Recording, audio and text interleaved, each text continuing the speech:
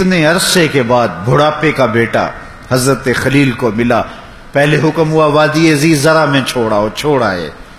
اب بچہ 8 سال کا ہوا یا ایک روایت میں 13 سال کا ہوا. اب حکم نامہ جاؤ بیٹے کو ملو.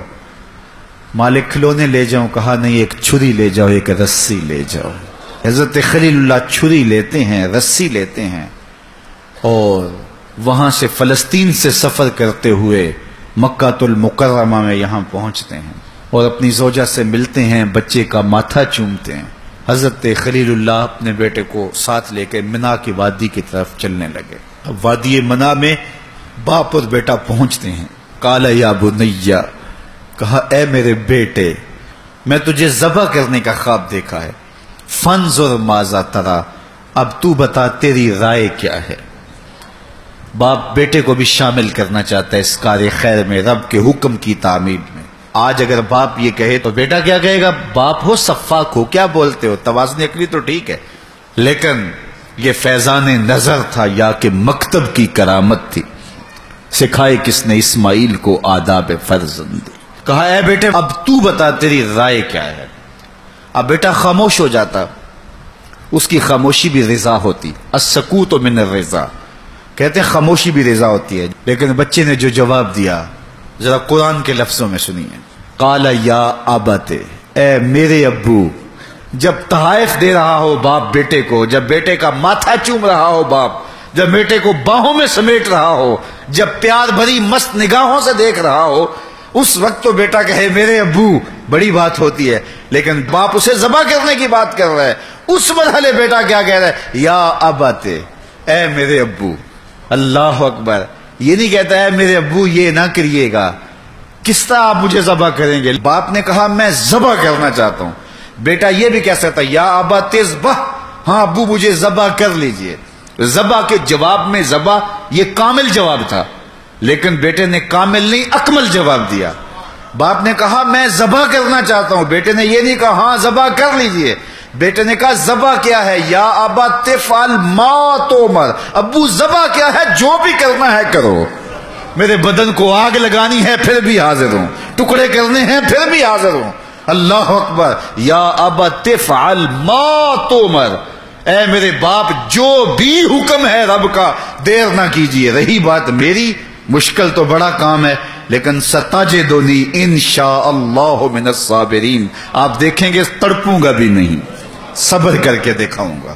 اللہ اکبر. باپ اور بیٹے نے منا کی وادی میں یہ بات طے کر دی.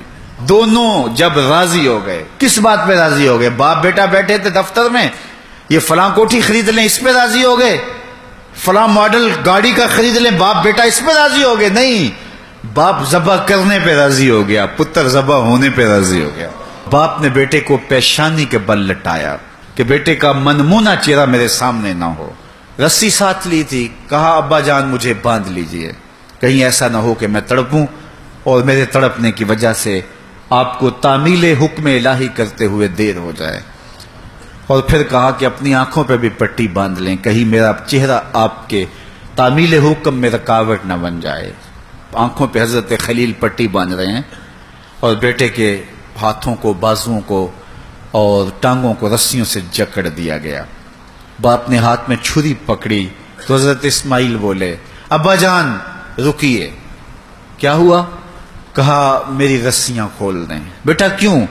کہا کل کا مورخ یہ نہ لکھے باپ ذبح کرنا چاہتا تھا، بیٹا ہونا نہیں چاہتا تھا. باپ نے باندھ کے کیا. کھول دے رسیاں، نہیں تڑپوں گا.